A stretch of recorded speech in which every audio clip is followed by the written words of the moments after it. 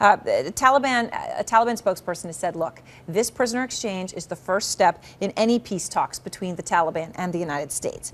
But let me just ask you this point blank. Should the president be negotiating with a global terrorist entity?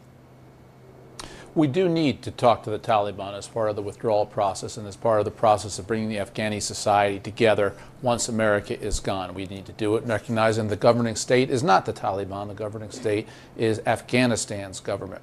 It's a bit of a different issue. Talking to them, yes. A direct exchange for hostages, of our hostage, a serviceman, in return for 5 prisoners at Guantanamo, no. Not as a direct matter. There are other ways to accomplish these things. It becomes part of the murky, tricky diplomatic world we all live in.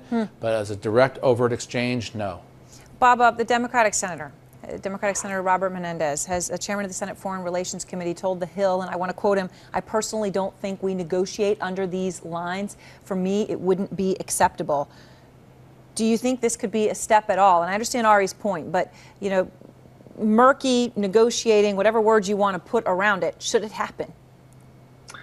Well, Aaron, I think we have to look at it this way: is the Taliban is not defeated. It's very much a live insurgency, and they're going to be playing a role in Kabul when we leave next year. I think the earlier we start these talks with them, whether it's over prisoners or other issues, the better. This government, you know, I give it 6 months to last, the Karzai government. We have to deal with the facts on the ground, and you know they're coming, and we're going to be turning over large parts of Afghanistan to the Taliban. Let's talk to them. And Ari, I guess just for a lot of people watching, there's got to be this kind of shock or this frustration that after all this, after more than a decade of war, we're saying, the United States is saying that they're going to be negotiating, doing business with, making deals with, again, not just the Taliban, but a group designated a global terrorist entity. Well, we're in uncharted territory here. We have never had a previous war against a stateless state, as in with the Taliban.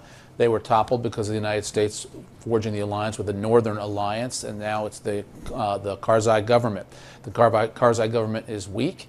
The Taliban have some elements of control in certain parts of the country, and we have an interest as the United States in withdrawing to what will hopefully be an Afghanistan that doesn't create more terrorism for the United States.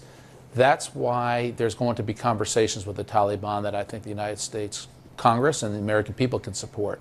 But you have to be careful about how direct and what we offer the Taliban in these talks, and we can't undermine the democratically elected Afghani government that we hope will succeed President Karzai. And so it is all part of the murky world of how you deal with terrorists who have some level of control on the ground. None of this is a straight line. None of this is easy.